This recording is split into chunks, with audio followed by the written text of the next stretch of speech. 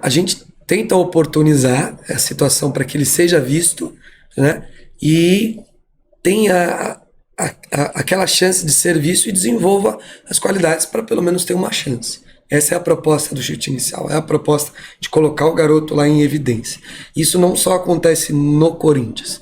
A gente tem situações, eu falo francamente, tem muita gente que não gosta, mas a gente tem situações que a gente vai jogar um campeonato, falar de uma competição bem acirrada, a Iber Cup, campeonato que acontece em São Paulo, lá no CPUSP mesmo, acirradíssima. Entra a base e a gente entra também. Entra a própria base. A base entra com o grupo deles, 1, 2 ou 3, e entra lá e o chute inicial entra com a seleção. E vários projetos entram com seleções, a própria base. Teve o último aí, Cuiabá, no último ano, teve Atlético Paranaense, base mesmo, e o próprio Corinthians esteve lá. Teve jogador que jogou muito bem lá, foi visto pela base do Corinthians, foi chamado, foi desenvolvido, hoje está lá.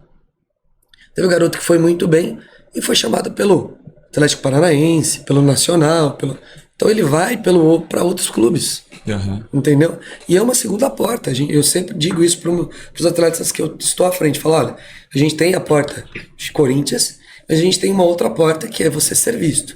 Então você tem que estar preparado. Você tem que estar bem fisicamente, tecnicamente, taticamente, psicologicamente, para poder dar a resposta e estar no nível de jogadores de base, para poder ser visto. Então são portas que o chute inicial dá. São conexões, aquilo que você me perguntou, como a conexão com a base. São conexões. E isso você não tem uma consegue. interferência, por exemplo, do Corinthians, por exemplo, se um outro clube, um Atlético Paranaense tem interesse no atleta que está no chute inicial, não tem Não alguma tem um embate. restrição, alguma coisa, não tem. Não tem. Não Vocês tem. conseguem fazer a liberação.